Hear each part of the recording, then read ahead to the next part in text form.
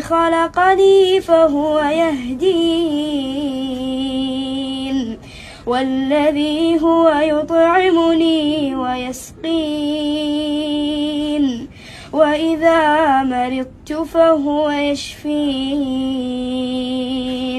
والذي يميتني ثم يحيين والذي أطمع أن يغفر لي خطيئتي